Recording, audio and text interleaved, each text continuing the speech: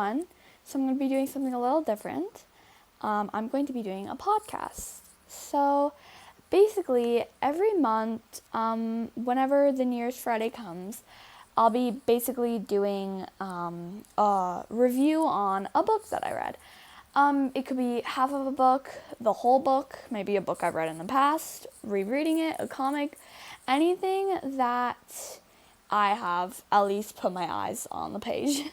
So today I'll be reviewing a Warrior Cats book. So you can just sit and relax, or sometimes there will be pop-ups of some edit things like the book cover, some like premises of it, or maybe some information on a Wikipedia. And so that basically sums it up. I'll probably be doing this every episode of it, and yeah, so you just gotta wait at least 4 Fridays for the next book review to come. And yeah, so as you can see, this drawing will just be on it for the whole video, and it'll just be my voice, so make sure to have your volume up. So basically, I will be reviewing A Vision of Shadows, Warrior Cats, Thunder and Shadow, the second book of the Vision of the Shadow series, and I think the 5th series of Warrior Cats. There are about 6 books in this particular series, like every other series. I'll be saying series a lot, I think.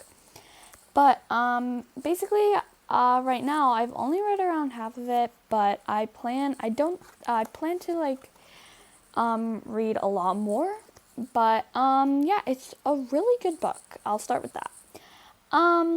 So I want to talk about a little bit of the premise, right? So as we can read here, it says, after discovering that rogues have taken over SkyClan territory and rescuing 2 kids that may be related to StarClan's prophecy, Alderpaw must return from his quest. But the same vicious cats that have driven out SkyClan have traced his path back to the lake, and ShadowClan may be the next to fall. Spoilers ahead if you do read Warrior Cats, and if you don't, let me give you a little idea of what it is. So basically, there are around 4 clans, soon to be 5, that rule this forest. A lot of stuff happens in the forest. There's a whole map and a lot of characters that you have to keep track of for the story to make sense. So basically, I have read 4 series, and this will be my 5th or 6th. And yeah, and so it is still going on. It's a very good Warrior Cat series by Aaron Hunter. And yeah, and I really enjoyed it till just a few years ago I started reading it. But yeah, so 4 clans: Thunder Clan, Shadow Clan, soon to be Sky Clan, River Clan, and Wind Clan. I say soon to be Sky Clan is because they were an old clan that were forgotten, and they are reappearing in this series. I'm guessing they'll be a bigger part because right now they're kind of just a little thing that is making the whole plot come together. But our 2 main characters are Alderpaw, Twigbranch, and if you count these 2, Needlepaw and Violet Shine. So right now, Twigbranch and Violet Shine are actually Twig Kit and Violet Kit. I do know a little bit of spoilers, I must confess, but basically there's a bunch of rules, a bunch of stuff that builds up in Warrior Cats. There's a warrior code which warriors must follow. There are warrior cats, apprentices, kits, elders, medicine cats, leader, deputy, a medicine cat apprentice, and a lot of rules that play a big part in their clan. So there's one leader. A leader must choose a deputy, and basically the deputy, when the leader dies, the deputy will take over as leader. There's a special place called the Moon Pool, where leaders get 9 lives. So once all their 9 lives are done, and trust me, it is actually it doesn't take that long for them to die 9 times. It's really surprising, actually. And then the deputy must go to the moon pool and touch it, and it's all magical stuff. There's a lot of magical stuff. So there's StarClan, basically heaven, and then there's a dark forest, basically the opposite. But dark forest isn't that important right now. It is important in some series, but I don't want to spoil too much. And so basically, warriors can become deputies. They also mentor apprentices. And then there are kids, which are just little kittens that run around in the nursery. There's queens who are basically mothers who don't do warrior duties, but they just stay in the clan, and they're the same age as warriors. And there's elders. They're just retired warriors, maybe retired leaders, deputies, maybe even queens, medicine cats. They're basically just retired cats. And they kind of just stay around and share stories to little children. And basically there's a lot more rules to it. It just goes kit, apprentice. You can also become a medicine apprentice, which are just healers, to become, and then it will be either a warrior, queen, or medicine cat. They're just 3 different things that you could do. You can even be a queen and then after you're done, become a warrior again. But medicine cats cannot may or anything. Because they have to focus their duties on helping the clan. So they don't really hunt, they don't really fight, they just kind of heal and gather herbs, or herbs. Yeah, and so there's like 3 different paths that you could take, and after you're done all those, you either can be retired to an elder, or you can be chosen as deputy, and then actually become a leader, and after that, you just kind of just die. Everybody just dies. But anyways, that was a lot of explaining. And that's not even covering half of it. There's a lot much more to it, and it's a really in-depth story. And when you just read the first book, you're already in this amazing world, full of like plot twists, some bad books, I must confess, but a lot of characters that are really exciting, and the whole storylines of each book are really exciting. But yeah, so there's a lot to it. Each series, some of the characters survive and they'll go on, and it's basically just the same storyline, 6 books in each series, and it just grows and it develops each series, each book, and each chapter really. And you really grow to love it. And that's definitely for me, that's how I feel. I haven't finished the series, of course. There's still probably a lot more books that I still have to read, and it's still going on again, so. But yeah, I'm just on the 5th series. Yeah, and so going back to the actual book, so this is called Thunder and Shadow. On the cover, there's the 2 sisters. Twikit and Violet Kit were found randomly strays as rogues. Rogues and loners also, they're a pretty big part. They're just not clans. They're not part of a clan, and they could be in packs, alone. That rogues are most likely in packs, and then loners are just ones that might stay at a barn. Also, kitty pets are just house cats, and yeah. There's a lot more language to it, like there's monsters, thunderpaths, stuff. Basically, you just gotta interpret that into human stuff, like monsters are cars and thunderpaths are roads. Anyways, so yeah, so there's, they were found just stranded somewhere, way near a place called SkyClan.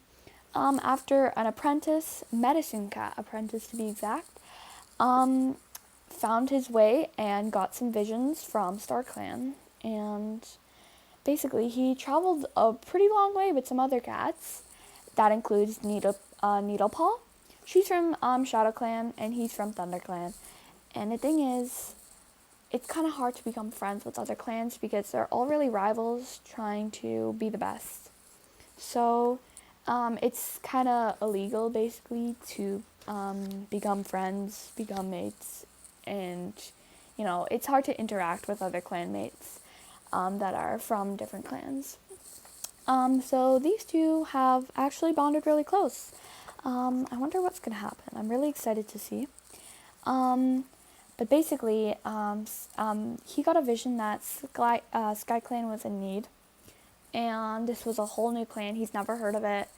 Not, like, nobody really knows about it besides some cats who unfortunately died. But, yeah, and so he has to travel there and keep it a secret along with some really fun characters. One of them you have been with for a long time. Something really sad happens, and it really hits you because you've really grown up with this character from the start, and yeah, and so it's really upsetting. I won't spoil any of the big characters. Yeah, and so turns out SkyClan is no longer a thing, and all that has been there is this rogue camp filled with really rude rogues that seek out kind of revenge, and this isn't good for the clans, and they're really strong. It's a big pack full of them. Their leader is Darktail, a very intimidating character who honestly I'm really scared to see what he does because so far they're really manipulative and they can do a lot to change a cat's mind, and we've seen this from perspectives of really nice cats kind of changing, and you can see how they manipulate them, and it brings a whole nother point of view on our characters. Our main characters are getting their minds twisted. So these rogues are trying to take over, and so first it was SkyClan, and they make sure everyone's silent of what they do, and Alderpaw witnessed this of something really harmful that they did to a cat, a former SkyClan cat, and now there are no more SkyClan cats. But yeah, and so Darktail is leading a big pack, right? And they actually followed Alderpaw back with the two kits, and they are some part of a prophecy. Everybody is. And it's getting really exciting. But even though it might seem like a lot of things are dark, some things are good, but mostly dark. Like in ShadowClan, apprentices are starting to take a little bit of a rebellious turn on the leader, deputy, and warriors, and some of the warriors are also turning on their leader. So Rowan Star must deal with this. It's a lot of hypocrisy, and really, the apprentices are being really annoying, and I'm really scared.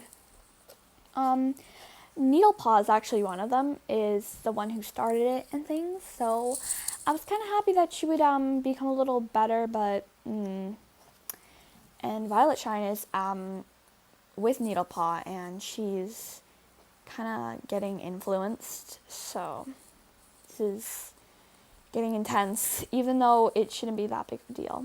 But RiverClan and WindClan, they're kind of fine. You don't see much of them, but the rogues actually have killed some WindClan cats, and they had a huge battle, so that was scary. But that's kind of like our plot of this book so far. My personal opinion is that it's a really stressful book, and it's the second book of the series. I really was not expecting some of the twists, and I'm honestly really rooting for the heroes right now. I don't even know who's the heroes anymore. Really, there's only a few cats that you can trust right now, and even they're getting a little shady, so really, this whole book kind of twists your mind on different people's perspectives and who's good and who's evil about their minds. And it's really kind of annoying for me because I feel like I want it to be relaxed because it's really stressful.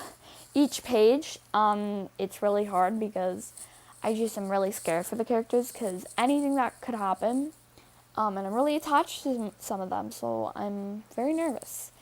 But yeah, and so again, my personal thought, yeah, it's definitely better than the last book, this first book of the series. I'm really excited to see what happens. It definitely gets you like, ooh, what's gonna happen next? But it's really hard not to turn the page. So I definitely spent a lot of time ranting about the whole plot.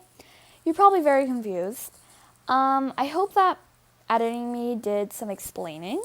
But if you have read it and you just want my personal opinion, I think it was a good book. I think I'm really excited to see what happens next. Definitely got me hungry for some more, and it definitely gets you in this whole Warrior Cats mindset, almost like I could see what's happening. So that's what I really like about it, because it takes you into this fantasy world, but it definitely gets you on edge and you don't know what to expect. So that's what I really like about this series. I feel like there's a lot of different things that could happen. You don't really know what you're going to see on the next chapter, next page, next book, whatever, right? And it's very long, sometimes a little too long. But yeah, so I rate it about, out of 10, probably a 7 or an 8, because I haven't finished it. And books that make me personally scared kind of makes me lower the points, because I'm just an anxious person and I'm really scared because I've been attached to these 4 main characters, 2 of them specifically, and last book caught me off guard with some plot twists. If you know, earlier I was talking about a character that has been here for so long with us. The tragedy. But yeah, so that really was upsetting. And I'm really scared right now. Because, yeah, anything could happen. Some people have a lot of power when they should not be responsible for it. Okay, so I better close this up because I've been talking for around 17 minutes long. Really, I didn't think it would be that long, but I'm kind of happy I got a longer video. I hope I explained kind of well of how I was feeling and how the Warrior Cat plot is. Really, I recommend the series if you really want to get into something and you want something to be very long that will stay with you for a few years, because that's definitely what happened for me. I've been reading this for around 2 years, 1 or 2, even 3 maybe. So there's lots of novellas, lots of series, lots of mangas, and they keep on making it and making, and yeah. So I'm going to be continuing reading this awesome book, and I'll see you guys next time on Leanna's book review, I guess.